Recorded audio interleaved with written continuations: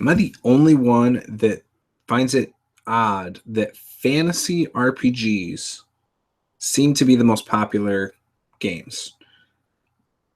Again, this is just my assumption, but it just seems like when it comes to RPGs, if you are doing a fantasy game, it's going to be more popular than other genres, post-apocalyptic or superheroes. I feel like superheroes, though, in mainstream culture, tends to be more popular than post-apocalyptic things, more popular than, pretty much anything. I mean, it's up there. Every kid, boy and girl, seems, again, my perception, seems to like superheroes. Parents love when their kids like superheroes, it seems. I mean, it seems like a no-brainer that superheroes should be the most popular, right? I mean, I feel like it translates well. I don't know if it's because Dungeons and Dragons is the most popular RPG.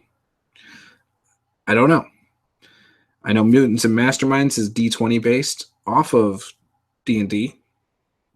So you'd think that would be extremely popular. And while it is among superhero RPGs, it's not, in the grand scheme of things, one of the most popular RPGs, it seems. In fact, I don't know a lot of people who play it. In fact, I have never even seen the books in any store.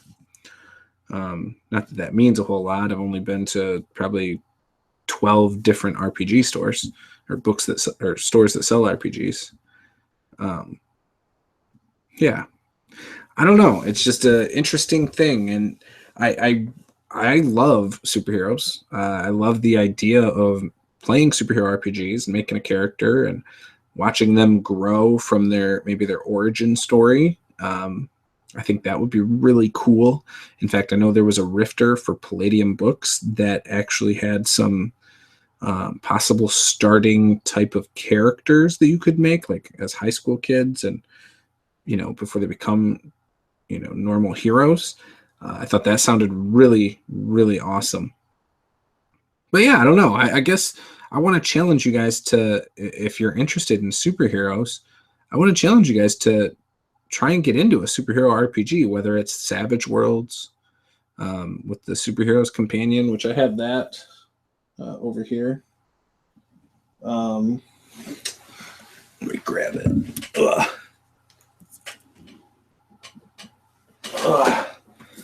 So in order to play the Savage Worlds one, you have to have this book. It's $10. That's their main book. And this one, I don't remember. It's $20. You can see it in the top. And it's a really cool book, actually. Really cool. Savage Worlds is a pretty simple system. I would be up for playing some of that too, if anyone ever is interested. If you want to make, you want to go the whole Savage Worlds route, book like this, the Science Fiction Companion, again, $20. Gives you some tech-based stuff. If you want more of a fantasy character type of thing, you buy this, the Fantasy Companion, again, $20. So you're talking about having everything you need in 4 books. You're talking 30, $50, $70, and you have pretty much all genres between these 4 books. I mean, that's a really good deal. And like I said, it's a really simple system, but it has a lot of depth. So yeah, it's worth checking out if you guys are interested in that. But Heroes Unlimited is my all-time favorite superhero game. And the thing with it, you need some massaging with it. But it's so simple once you get it. And maybe you need someone experienced to guide you along. If you have questions, I would happily answer your questions on my channel about Heroes Unlimited. Hands down, you want to make a type of character, you can make any character you want with Heroes Unlimited. Obviously there's certain abilities that are limited. For example, strength. You will never get strong enough by the core rules to lift up a building like a skyscraper. You'll never be strong enough. But as a DM, if you're okay with that kind of a game, let your players do it. Just stretch it a little bit. Stretch the rules for fluff. You know, it doesn't hurt anything, and it's really cool. That's one of the great things about RPGs. You can just bend the rules to your will, however you want. I love that. That's one of my favorite things about RPGs. You want to keep it still, immersive for your players. I really hate that word, but you want to keep it still believable within the game for your players.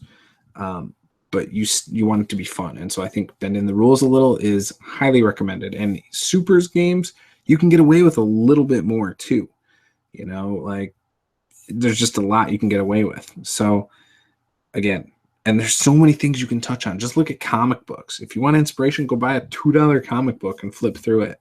Or put on a cartoon for a superheroes thing and just steal the plot. Steal everything about it, and nobody will even know that you're stealing from it. You're just changing some names of some characters and some cities, and maybe instead of robbing a bank, they're robbing a jewelry store, or maybe instead of the subway being hijacked, maybe it's a plane or a bus or a fuel tanker. It could be anything. You can just stretch the things a little bit, make a whole new story, and and there's so much variety you can hit with Supers games. A good guy can align with a bad guy for a game session or whatever.